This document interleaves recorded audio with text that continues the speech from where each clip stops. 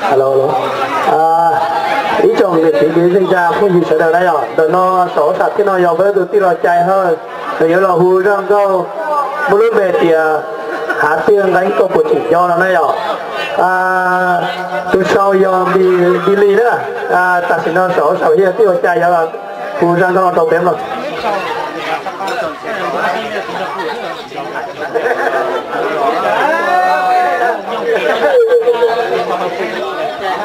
Nhớ trồng như trồng tí đó, nó biết cái đó. Bây giờ chơi thành hai là cái kiểu này một tổ mỗi vì lúc hồi là bắt chơi nhỉ, bắt chơi thành hai tổ ta lâu đâu tiêu sa tia, tiêu tỉnh kia tiêu xuống tia, vì mỗi vì thế cái trồng mình thế với ba à, giờ này nó cũng đông xéo của tuần chi, nên giờ này cái gì thế này cho công ty được cái tí à, qua nhớ đầu lúc xưa là tia thay chân là thế à. Giờ nên đợi cũng đi chạy sinh, cú giờ là sinh như tông đâu là biết sự tông nông, cú giờ mua lúc về thì hạ tiền đến câu một chỉnh cho này, nên đợi. Cú chỉ đâu là thắng luôn đấy.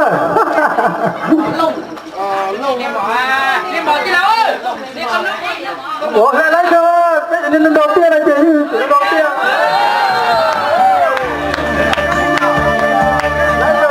Bây giờ nó đột tiền. Tôi còn nói gì? Tôi còn nói. Dùng xe đó, dùng xe tàu xin chi à?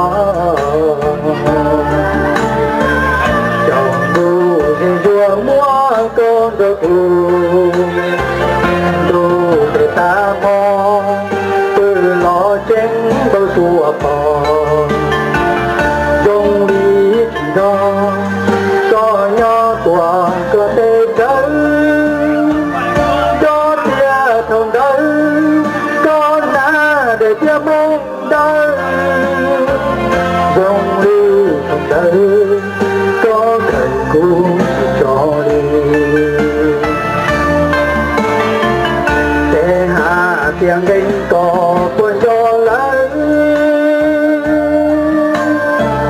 lũ chó chỉ thời toan xíu chỉ đi, khó mua kinh đi qua ba đò gò, thì có cuốn gió tê ha tiếng đinh. Nhưng mà bác chân đấy đó chưa? Sám đâu đó, trên nhà một thổ à, ôi ôi, chưa, chân đâu à, chưa, giờ lấy tụi mới đi xe đi cứ, họ sẽ bắt thấy là tụi mình cứ chạy nó mới cứ mới đi xe cứ tao nữa, ta mò, từ lo trên bao xua bò. Chừng đó có nhau tuồng có thể tới cho tia thầu đấy con đã để tia mong chúa dùng đi tới có thể cùng cho đi tuy vậy có lo tàu có châu số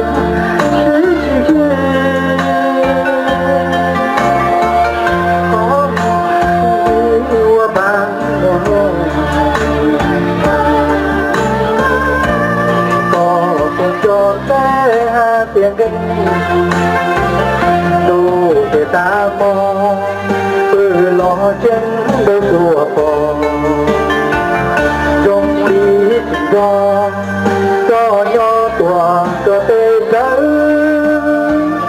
cho tia không đỡ con na để tia mong chúa trong lý không đỡ có khải tu cho đi một chiến tàu tuần kinh lịch xóa lịch sử